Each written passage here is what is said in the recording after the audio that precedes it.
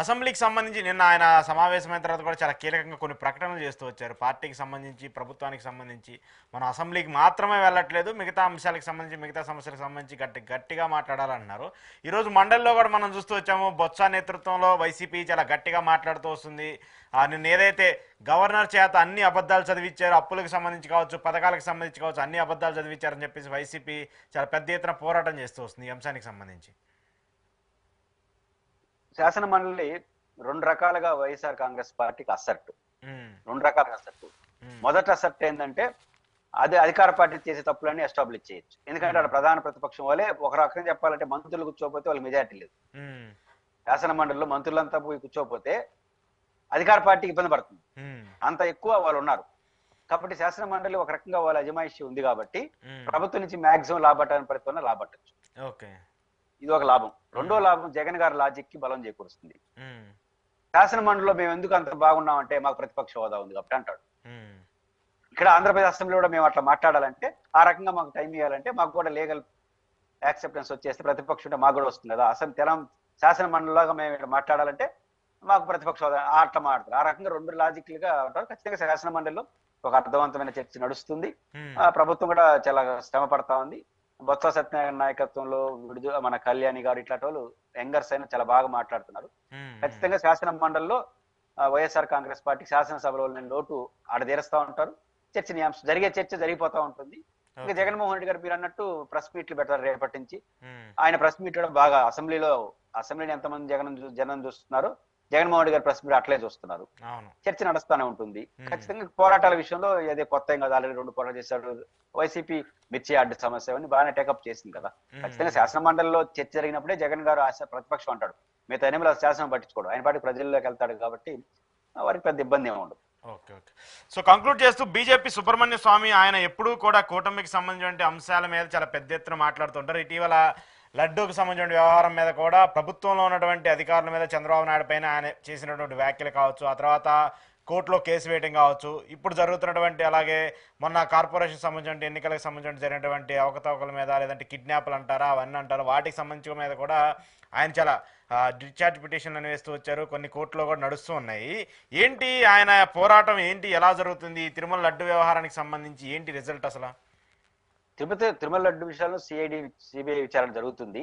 అంటే సుబ్రహ్మణ్యం స్వామి గారు చేసింది అది ముగిసిన అధ్యాయం అనే ప్రస్తావన తీసుకొచ్చారు. దాంట్లో ఒక బాధ్యతాయుతమైన అంశం ఉంది, ఒక కంక్లూడింగ్ ఆయన చెప్తున్నాడు. కోర్టు చెప్పలేదు కానీ ఆయన చెప్తున్నాడు. ఆయన దృష్టిలో ముగిసిన అధ్యాయం 2 రకాలు. ఫస్ట్ పాయింట్ ఏంటంటే ఇది ఇట్లాంటి సున్నితమైన విషయాలు ఎక్కువ మాట్లాడకూడదు అనేది ఒకటి కనిపిస్తుంది. అది చాలా రెస్పాన్సిబిలిటీ పర్సన్ చేయాల్సిన పని. ఆయన ఇంకో మాట, నిజమైన భక్తులు ఎవరు కూడా ఇట్లాంటి సాహసాలు చేయరని కూడా చెప్పాడు.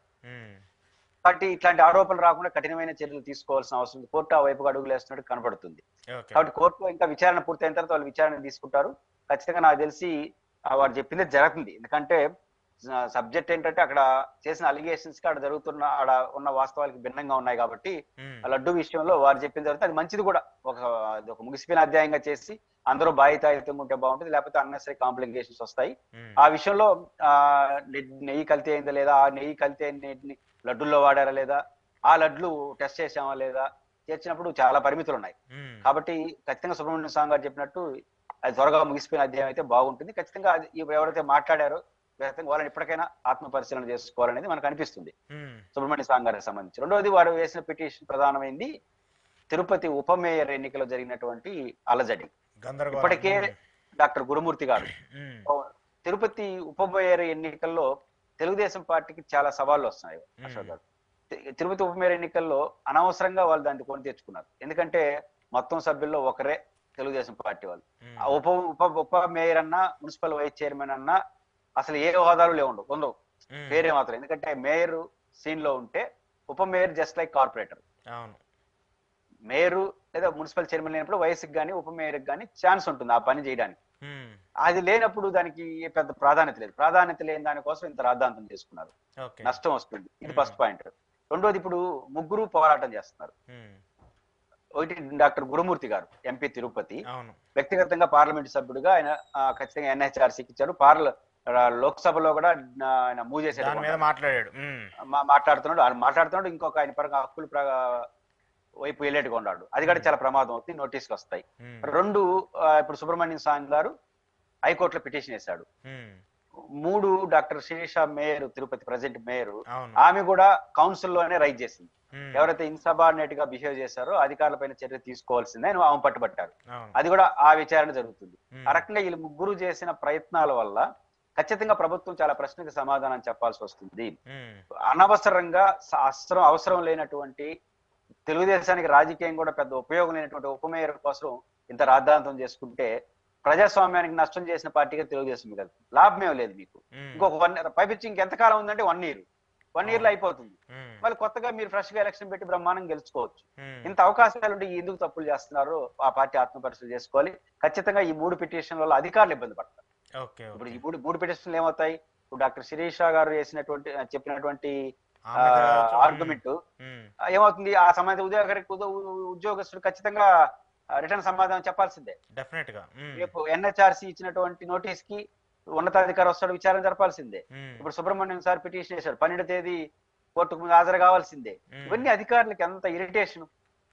పొలిటికల్ డెసిషన్ ఎడబడి తీసుకోవడం, అధికారులకి ఇట్లా ఎక్కువ ఒత్తిడి చేస్తే రేపు భవిష్యత్తు అధికార పార్టీ చెప్పే మాట కూడా వింటారు.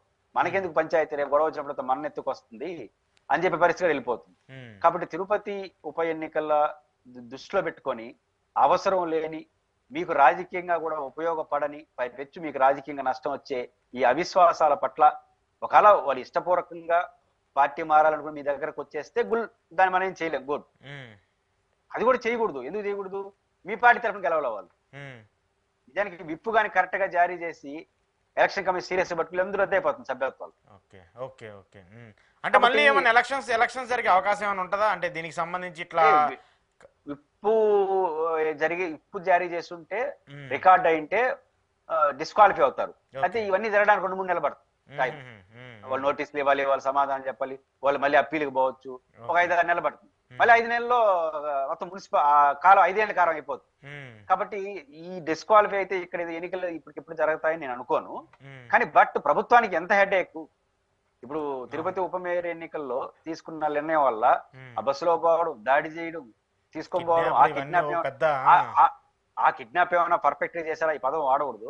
పర్ఫెక్ట్ గా చేసినారా అంటే వాళ్ళని తీసుకెళ్లి వాళ్ళతో వీడియో తీయించి మళ్ళీ వాళ్ళ దగ్గర ఓటు వేయించుకొని కనీసం 5 నిమిషాలు కావాలి మళ్ళీ వచ్చి కరుణాకర్ రెడ్డి దగ్గర వాళ్ళు సాష్టాంగ నమస్కారం అని చెప్పి ఏమంటారు? దీని అన్నింటినీ ఎంత నష్టం పార్టీకి, తెలుగుదేశం పార్టీకి. కాబట్టి తిరుపతి అనుభవాలు దృష్టిలో పెట్టుకొని మీరు మీ పార్టీకి ఇష్టపూర్వకంగా వస్తే ఇష్టపూర్వకంగా చేర్చుకోండి, కానీ అధికారం ఉందని బలప్రయోగం చేస్తే అది మీకు ఖచ్చితంగా నష్టం వస్తుంది.